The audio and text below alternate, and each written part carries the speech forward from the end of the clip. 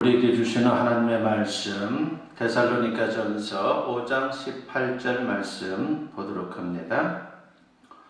찾으신 줄 알고 제가 봉독해 올리겠습니다. 범사에 감사하라. 이것이 그리스도 예수 안에서 너희를 향하신 하나님의 뜻이니라. 아멘. 오늘은 추수감사절을 맞이하여 여러분과 같이 감사라고 하는 주제로 은혜를 나누고자 합니다.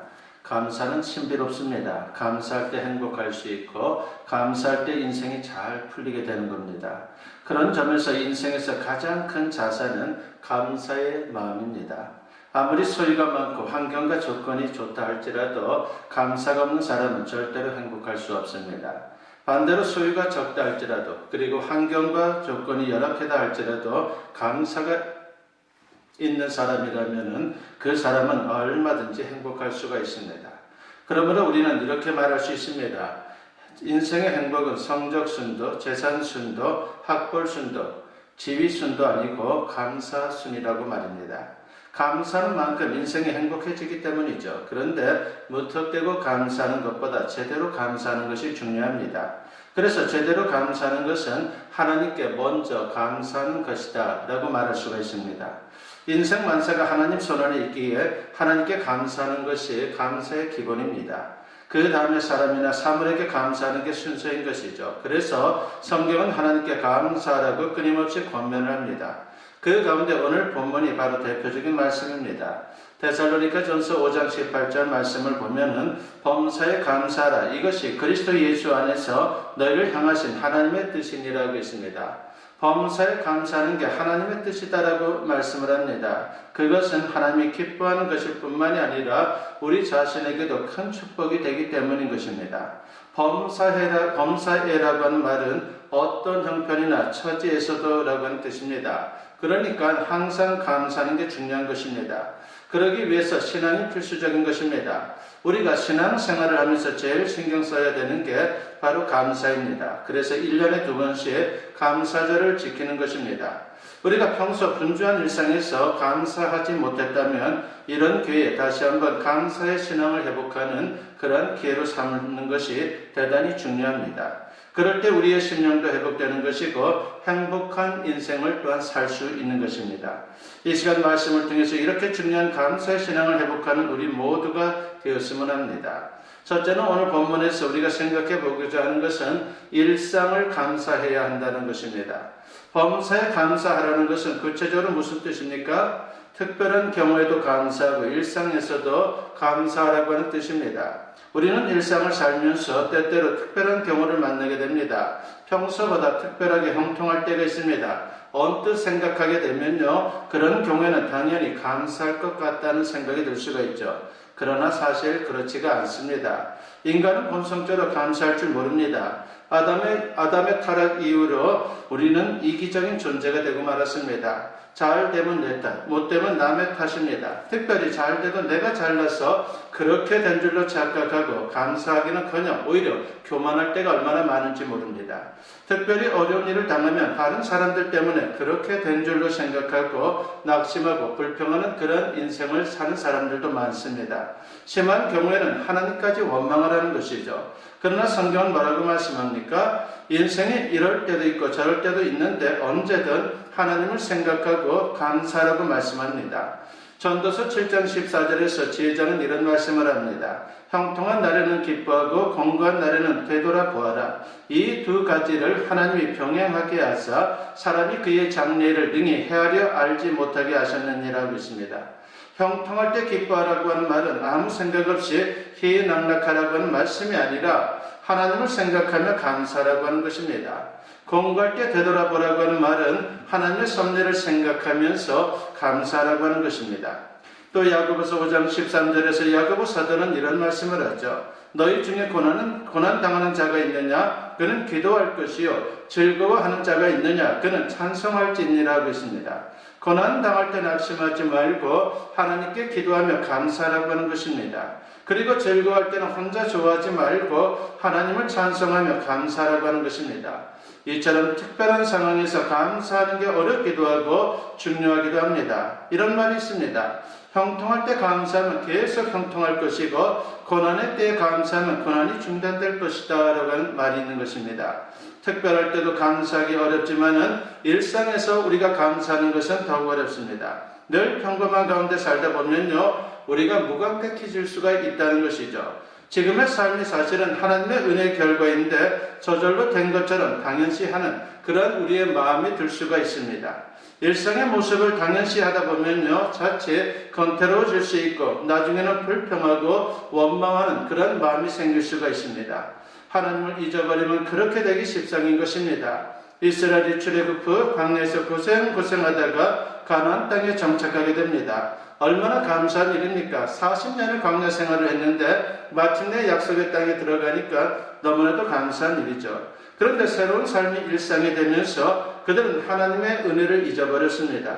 일찍이 모세가 염려한 대로 그렇게 된 것입니다. 신명기 8장 12절부터 14절에 보면은 네가 먹어서 배부르고 아름다운 집을 짓고 거주하게 되며 또 내 소와 양이 번성하며 내 은금이 증식되며 내 소유가 다 풍부하게 될 때에 내 마음이 교만하여 네 하나님 여호와를 잊어버릴까 염려하노라 하고 있습니다.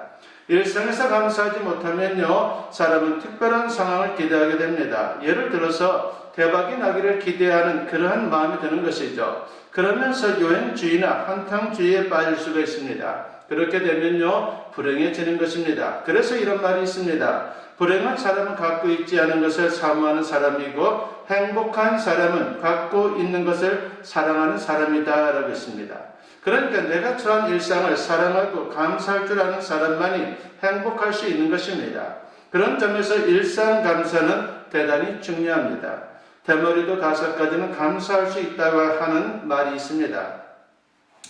첫째는 하나님의 사랑을 많이 받은 것을 감사할 수 있다는 것이죠. 하나님께서 얼마나 쓰다듬어 주셨으면 머리가 그렇게 빠졌겠습니까? 두 번째는 대머리치고 얻어먹는 사람들이 거의 없기에 감사할 수 있는 것입니다. 셋째는 엘리사를 닮았으니까 감사할 수 있습니다. 네 번째는 비누나 샴푸를 상당히 절약할 수 있기 때문에 감사할 수 있습니다. 다섯 번째는 성경을 보면 하나님을 사랑하는 자들의 머리카락을 세신다라고 말씀합니다. 그렇기 때문에 하나님의 일을 많이 덜어드리기 때문에 감사할 수 있는 그런 인생이 된다는 것입니다. 1967년 이스라엘의 총리가 된 골다 메이어 여사가 있습니다. 그분은 자서전에서 이런 말을 한 적이 있습니다. 나는 내 얼굴이 못생긴 것에 감사합니다. 나는 못생겼기에 기도했고 공부를 열심히 했습니다. 그러면서 나의 약점이 나라에 도움이 되었습니다. 나의 절망은 하나님의 소망을 깨닫는 기회가 되었습니다. 그렇게 하면서 그는 감사하는 그런 인생을 살았습니다. 그녀는 12년 동안 수상 자리에 있으면서 자신의 직분을 감사하는 마음으로 잘 감당했습니다. 일상에서 감사하면요, 행복한 삶을 영위할 수 있는 것입니다. 그런데 많은 사람들이 일상이 얼마나 감사한지 새까맣게 잊고 살아갈 때가 너무도 많습니다. 그러다가 일상의 리듬이 깨질 때 오히려 일상이 얼마나 감사한지 그때 비로소 깨닫습니다. 이른바 감사의 역설인 것이죠. 많은 사람들이 건강할 때 감사하지 못합니다. 그러다가 아프면 일상의 건강이 얼마나 감사한지를 그때 뼈저리게 깨닫게 됩니다. 그러므로 특별한 때도 감사해야 되지만은 일상에서도 늘 감사하는 신앙이 되어야 합니다. 무엇보다도 일상에서 감사하려면요, 제로 베이스 사고를 갖는 것이 대단히 중요합니다. 즉, 우리는 본래 아무것도 없었던 사람이다라고 하는 그런 생각을 갖는 것이 필요한 것이죠. 이렇게 생각하면 일상에 있는 것 하나하나가 소중하고 전적으로 하나님의 은혜라고 하는 것을 깨닫게 되는 것입니다. 그러면서 일상 감사가 가능하고 일상에서 행복할 수 있는 것입니다. 무엇보다 제로 베이스 사고를 잘 하려면요, 어린아이의 눈을 가져야 합니다. 어린아이의 눈으로 보면요, 모든 일상이 감사할 수밖에 없다는 것이죠. 유치원 아이들이 감사 편지를 써서 유치원 벽에 붙여놓았습니다. 내용은 이런 것들입니다. 나를 태어나게 해주셔서 감사합니다. 엄마 아빠 주셔서 감사합니다. 친구를 주셔서 감사합니다. 선생님 주셔서 감사합니다. 숨을 쉴 수 있게 해주셔서 감사합니다. 말을 할 수 있게 해주셔서 감사합니다. 화장실 갈 수 있어서 감사합니다. 곡식 주셔서 감사합니다. 땅을 주셔서 감사합니다. 공기 주셔서 감사합니다. 푸른 하늘 주셔서 감사합니다. 놀이터 주셔서 감사합니다. 편의점 주셔서 감사합니다. 나를 지켜주셔서 감사합니다. 나를 구원해 주셔서 감사합니다. 첫 이빨 빠지게 해주셔서 감사합니다. 사막이 떨어지게 해주셔서 감사합니다. 할머니 아프신데 아직까지 버티게 해주셔서 감사합니다. 라고는 이러한 글귀를 써서 유치원 벽에다 붙인 것입니다. 어린이들의 생각이지만 너무나도 중요한 진리를 우리에게 말하고 있습니다. 주어진 일상을 감사할 수 있는 우리 모두가 되었으면 합니다. 두 번째는 일생을 감사해야 합니다. 이렇게 일생 감사가 가능하면요, 자연스럽게 일생 감사가 가능해지는 것입니다. 그리고 일생을 감사하면요, 일생을 행복하게 살아갈 수가 있습니다. 그런데 왜 많은 사람들이 일생 감사와 일생 감사를 하지 못하는 겁니까? 다른 게 아닙니다. 욕심 때문입니다. 환경 조건이 나빠서가 아닙니다. 여러분, 아담과 하와를 보십시오. 그들이 살던 에덴 동산은 완벽한 환경이었습니다. 그런데 선악과의 욕심을 내다가 불만을 느끼게 되었고 결국은 범죄하고 말았습니다. 타락 이후에 욕심이 가득해진 인간은 더더욱 환경과 조건으로 만족하지 못하는 존재가 되었습니다. 전도서 1장 8절 하반절에 보면은 너는 보아도 족함이 없고 귀는 들어도 가득 차지 아니하도다 라고 했습니다. 인간의 마음은 마치 블랙홀과도 같습니다. 그래서 모든 것을 빨아들이고 또 만족하지 못하는 그런 인생이다라고 하는 것입니다. 우리가 일생을 감사하고 행복하려면요, 무엇보다도 욕심을 버리고 하나님 안에서 자족의 비결을 배우는 것이 대단히 중요한 것입니다. 디모데전서 6장 7절과 8절에 보면은 우리가 세상에 아무것도 가지고 온 것이 없음에 또한 아무것도 가지고 가지 못하리니 우리가 먹을 것과 입을 것이 있은즉 족한 줄로 알 것이니라 하고 있습니다. 그렇습니다. 우리는 빈손으로 이 땅에 태어났습니다. 그런데 오늘 우리는 얼마나 많은 것을 가지고 있고 먹고 마시고 누리고 있습니까? 스탠포드 대학에서 의대에 있는 교수, 즉 필립 하츠 박사라고 하는 분이 있는데 그분이 아주 재미있는 연구를 해서 발표한 적이 있습니다. 60억 인구를 100명으로 줄여서 서로 다른 인종들을 한 마을에 불러 모았습니다. 100명 중 57명은 아시아인, 21명은 유럽인, 14명은 미주인, 8명은 아프리카 사람들입니다. 그리고 52명은 남자이고 48명은 여자입니다. 70명은 비기독교인이고 30명은 교회를 다닙니다. 20명만 자기 집에 살고 80명은 적정 수준에 미치지 못하는 주거 환경에 삽니다. 100명 가운데 70명은 글을 알지 못하는 문맹이고 50명은 영양 부족을 겪고 있습니다. 1명은 앓고 있거나 죽기 일보 직전입니다. 100명 가운데 1명만 대학 교육을 받은 사람입니다. 위 조사를 통해서 내 집에 살고 먹을 것이 있고 글을 읽을 수 있는 사람이라면 특별히 선택된 사람이다라고 했습니다. 게다가 전쟁의 위험, 감옥에서의 고독, 기아의 괴로움을 겪고 있지 않다면은 여러분은 세계 인구 상류 500만 명 중에 한 사람이다라고 했습니다. 만약에 고통, 체포, 고문, 심지어 죽음의 공포 없이 매주 교회를 다니고 있다면 그 사람은 행운아라고 했습니다. 냉장고에 먹을 것이 있고 몸에 걸칠 옷이 있고 잠을 잘 수 있는 집이 있는 사람이라면 그 사람은 25%의 사람으로서 풍요로운 삶을 살고 있는 사람이다라고 했습니다. 그리고 아이가 아플 때 병원에 입원시킬 수 있고 친구에게 식사를 대접할 수 있는 사람이라면 지구상에서 상위 8%에 해당하는 부자라고 했습니다. 그래서 사탄이 우리를 공격할 때 가장 먼저 빼앗아가는 보물이 있습니다. 그것이 바로 자족하는 마음입니다. 그러므로 우리는 어떻게 살아야 합니까? 마태복음 6장 31절부터 34절에서 주님께서 이런 말씀을 하시죠. 그러므로 염려하여 이르기를 무엇을 먹을까, 무엇을 마실까, 무엇을 입을까 하지 말라. 이는 다 이방인들이 구하는 것이라. 너희 하늘 아버지께서 이 모든 것이 너희에게 있어야 할 줄을 아시느니라. 그런즉 너희는 먼저 그의 나라와 그의 의를 구하라. 그리하면 이 모든 것을 너희에게 더하시리라. 그러므로 내일 일을 위하여 염려하지 말라. 내일 일은 내일이 염려할 것이요 한날의 괴로움은 그날로 족하니라고 했습니다. 공중의 새를 먹이고 들의 백합화를 입히는 하나님께서 우리의 일생 동안 필요한 모든 것을 공급해 주신다라고 약속하고 있는 것입니다. 이 약속을 믿고 감사하는 신앙이 되어야 하는 것입니다. 일상에서 감사할 수 있으면요, 특별한 경우에도 얼마든지 감사할 수 있습니다. 설사 고난이 닥쳐와도 하나님이 아버지심을 믿으면 안심하는 그런 인생을 살아갈 수가 있는 것입니다. 로마서 8장 28절에 보면은 우리가 알거니와 하나님을 사랑하는 자, 곧 그의 뜻대로 부르심을 입은 자들에게는 모든 것이 합력하여 선을 이루느니라 하고 있습니다. 그리고 로마서 8장 32절에 보면은 자기 아들을 아끼지 아니하시고 우리 모든 사람을 위하여 내주신 이가 어찌 그 아들과 함께 모든 것을 우리에게 주시지 아니하겠느냐라고 했습니다. 하나님께서 섭리하기에 어떤 상황에서도 결과가 좋을 수밖에 없다는 것입니다. 그래서 우리가 믿음만 가지고 있고 주님을 바라보고 주님만 의지하면은 결국은 합력하여 선을 이루는 그런 인생, 그래서 감사할 수밖에 없는 인생을 살 수 있다는 것입니다. 그러니까 고난이 와도 긍정적으로 생각하고 우리는 먼저 감사하는 신앙을 가져야 합니다. 그리고 예수님을 십자가에 내어주심으로 우리를 죄와 사망에서 구원해 주신 하나님이 우리를 위해서 무엇을 아끼지 않겠습니까? 고난이 있으면 하나님이 아껴서 그런 게 아니라 뭔가 이유가 있다라고 우리가 생각해 봐야 합니다. 그 이유는 바로 이것입니다. 로마서 5장 3절과 4절에 보면은 다만 이뿐 아니라 우리가 환난 중에도 즐거워하나니 이는 환난은 인내를, 인내는 연단을, 연단은 소망을 이루는 줄 알미로다 라고 했습니다. 고난 중에도 우리를 연단함으로 더 아름다운 인생을 만들려는 하나님의 선한 뜻이 있다는 것입니다. 어느 영문학자의 간증입니다. 컴퓨터가 없던 시절에 미국에서 유학생활을 하면서 천신만고 끝에 박사학위 논문을 거의 마무리하게 되었습니다. 마침 이사를 하느라고 옷과 책을 챙기고 논문 최종본을 차 트렁크에 싣고 갔습니다. 도중에 친구 집에 들려서 잠시 차 한잔 마시고 나오니까 차 트렁크가 열려있는 것입니다.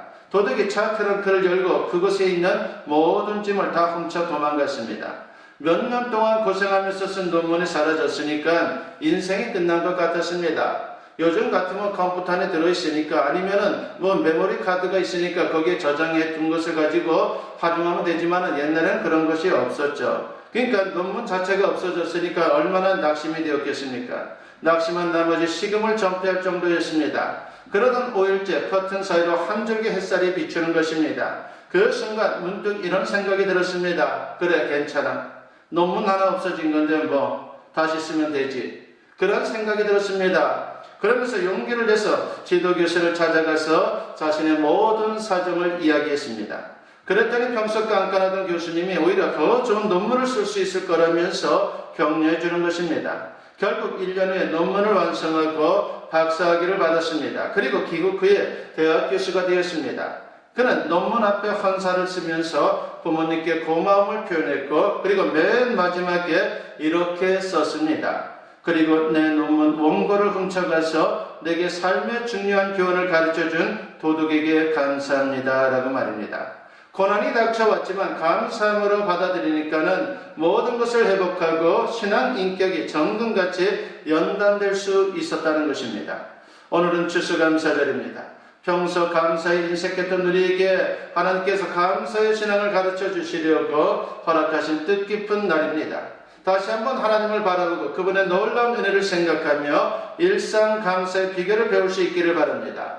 혹시 고난이 와도 하나님의 섭리를 생각하고 감사하기 바랍니다. 그래서 일생 감사, 그래서 일생 행복한 저와 여러분 모두 될 수 있기를 주님의 이름으로 간절히 축원합니다. 기도드립니다. 사랑과 은혜가 충만하신 아버지 하나님 감사합니다. 오늘도 말씀을 통해서 우리가 감사할 수밖에 없는 존재라고 하는 것을 알려주시니 감사합니다. 범사에 감사하는 하나님의 사람들이 될 수 있도록 역사여 주시옵소서. 감사드리옵고 예수님의 이름으로 기도드리옵나이다. 아멘. 축복 기도드립니다. 이제는 우리 주 예수 그리스도의 은혜와 아버지 하나님의 무궁하신 사랑하심과 성령의 감화감동 역사 충만하심이 오늘 주님께 예배로 영광 돌리며 이제 선포된 말씀과 같이 범사에 감사하는 신앙을 가지고 세상 살아가기를 다짐하는 주님의 사랑하는 자녀들 위해 지금으로부터 영원토록 함께 하시기를 간절히 축원하옵나이다. 아멘.